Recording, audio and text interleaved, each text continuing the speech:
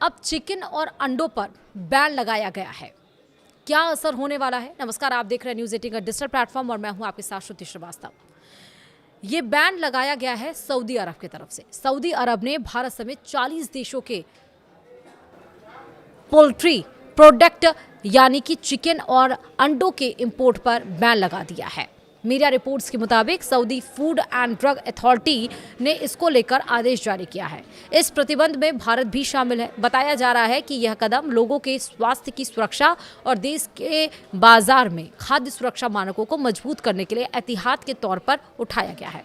Report के मुताबिक SFDA ने कहा है कि यह लिस्ट समय समय पर वैश्विक स्वास्थ्य स्थिति के अनुसार बदली जा सकती है। कुछ देशों पर सऊदी अरब में 2004 से ही प्रतिबंध लगा हुआ है, जबकि अन्य देशों को बाद में जोड़ा गया है। यह फैसला जोखिम आकलन और अंतर्राष्ट्रीय रिपोर्टों के आधार पर लिया गया है, खासकर बर्ड फ्लू यानी कि एवियन इन्फ्लुएंजा जैसी बीमारियों के प्रकोप को देखते हुए। गल्फ न्यूज़ के अनुसार यह आयात सूची में किया गया यह संशोधन हाल के वर्षों में सबसे बड़े बदलाव में से एक माना जा रहा है। जिन 40 देशों पर पूरी तरह प्रतिबंध लगाया गया है उनमें भारत के साथ Afghanistan, Azerbaijan, Germany, Indonesia, Iran, Bosnia और Herzegovina, Bulgaria, Bangladesh, Taiwan, Djibouti, दक्षिण अफ्रीका, चीन, इराक, घाना, फिलिस्तीन, वियतनाम, कंबोडिया, कजाकिस्तान, कैमरून, दक्षिण कोरिया, उत्तर Korea, Laos, Libya, Myanmar, United kingdom,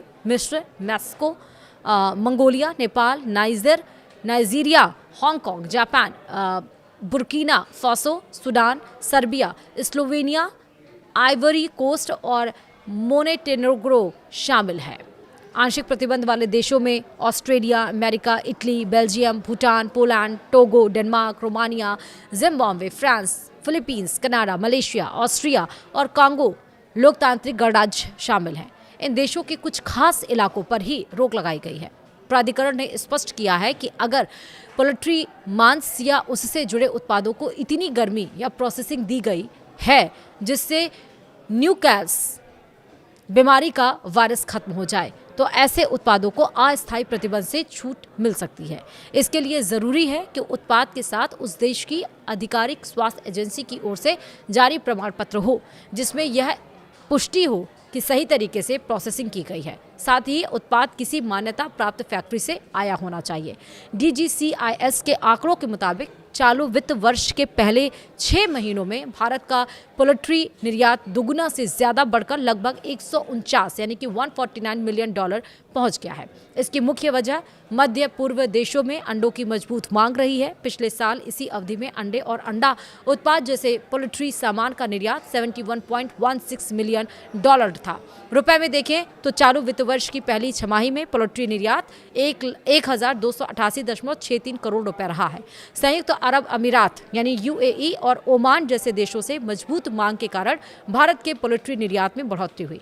Oman भी भारतीय अंडों का सबसे बड़ा खरीदार रहा है, लेकिन इस साल चालू वित्त वर्ष के पहले 6 महीनों में UAE ने ओमान को पीछे छोड़ दिया है और वह सबसे बड़ा खरीदार बन गया है। लेकिन अब सऊदी अरब ने भारत के साथ 40 देशों पर अंडे और चिकन दोनों बैन किए हैं।